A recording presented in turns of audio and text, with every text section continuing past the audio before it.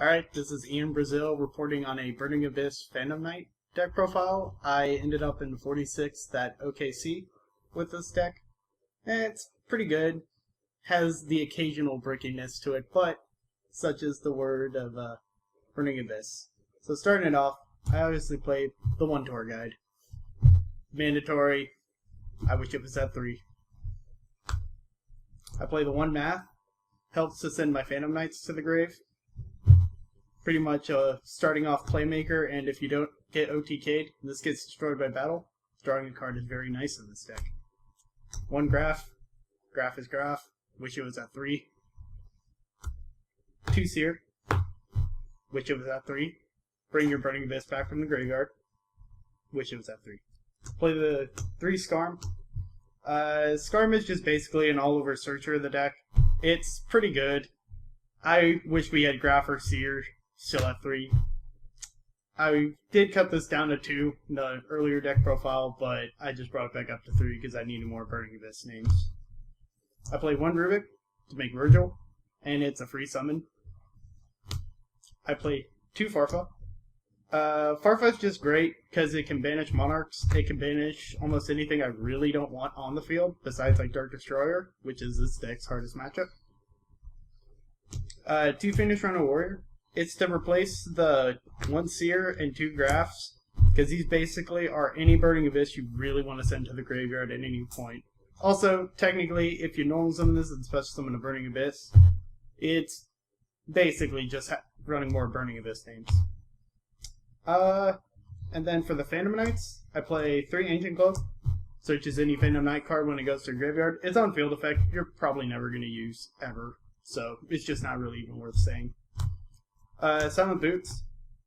He special summons himself if you control another Phantom Knight, which is obviously good. It helps. It basically makes a 2-card rank 3, or 2-card Dante. Also, when you banish him, he searches out a Spell or Trap, which means Fogblade. 3 Ragged Gloves. 3 Ragged Gloves is actually really good in this deck, because it's just another Phantom Knight name. Also, it can pitch a Spell or Trap to the graveyard in order to make combos from the graveyard with it. Also, if you overlay for a Breaksword, it gains 1,000 attack off of it. So generally, just make your Breakswords 3k beaters, and also it can also make your Dark Rebellions around 35 without effect. So all over good card. I then play 2 Effect Failures.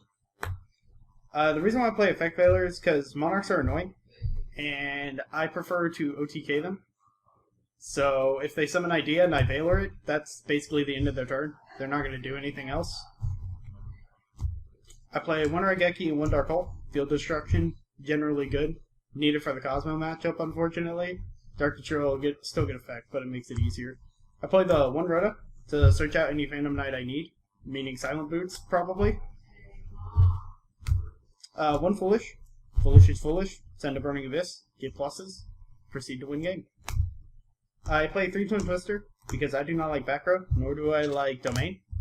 So this card just helps. It's also a discard outlet for any of your Phantom Knights or your BAs, so it can get your play started. I then play 2 Sword because I think it's better than Wings because it gains 800. So I just believe this card is better. Also, it's just another Phantom Knight trap card name, which means I can actually summon out 2 in a game. I mean, a single turn. I then play 3 Fogblade. Venus Chain. Generally really good. It can also be used as a stall tactic if you put it on your own monster and they can't deal with it. So, generally, it's just a really good card. Also, it summons a Phantom Knight from the graveyard once per turn if I banish it. So, pretty good. 1 Warning, 1 Vanities, 1 Bottomless. Staples needed against Pendulums and everything else. And 2 Fang Griefing because it's really good against the Monarch matchup, because if they use Eidos to try and summon Idea, you just spin the Idea back, and they don't get effect, which is really good. Onto the extra deck. Mandatory 3 Dante. This card's too good not to play 3, and I pray that it doesn't get hit. Plus, once Beatrice comes out, this is what you use to overlay with it, so it's really good, really necessary right now. I then play 1 Virgil for the Rubik. Virgil's good in some situations. I never really made it during OKC though, So it was just more of a meh. Meh, why not? Also, when Beatrice comes out, I won't run Rubik, but I'll still be able to summon this off of the Beatrice. I then play 2 Break Swords. Break Sword is really, really good. It's basically a Scrap Dragon that summons 2 Phantom Knights upon its destruction. So you can overlay for Dark Rebellion, which will come later in the video.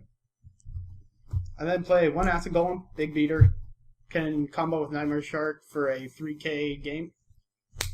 And then play 2 Nightmare Sharks. No one expects the second one. So just basically, if they both get effects off, it's 4,000 each, so that could technically be my win condition, but I don't generally do that. I then play 1 Leviair to summon back all of my Phantom Knights that got banished. I can create combos where I can OTK really, really easily with this card. I play 1 Utopic Future because Cosmos are annoying, and stealing their Dark Destroyers and having a monster that can't be destroyed by Dark Destroyer fairly easily. It's pretty good. Pretty good. I play 1 Dark Rebellion. Dark Rebellion, it summons off a Break Sword, and it basically can become a huge, huge beater on the field. And if they can't get around it, it's almost impossible for them to win a game. I play 1 Mayquip. This is gonna end up coming out, but I never made it during OKC. Same with Wind-Ups and Mains, never made it. And 1 Downerd. These 3 will end up coming out for 2 Beatrice and a Pilgrim once those come out at the end of this weekend. Onto the side deck. I played 1 Flying Seed for the mirror, because BA mirror match is actually annoying, surprisingly. 2 Forbidden Chalice. This is basically an all-around good card. It's great for if you're going first against Monarchs, because it's basically another Valor at that point. 2 System Downs. I played these for the Cosmo matchup and the Rogue Despot matchup. I've never really sided into it because I didn't play any Cosmo or Despot, unfortunately. I played 2 Imperial. Again, for the Cosmo matchup. Never saw it. Never went into it. 2 Anti-Spell.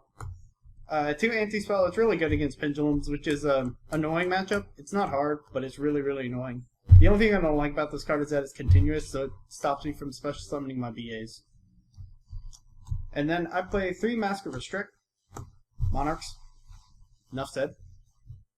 And 2 Mind Crush. This is generally just a really, really good card, I feel, this format for siding, because it's good against Pendulums, who search a lot of things, and Monarchs, who basically play with their hands on the field the entire time.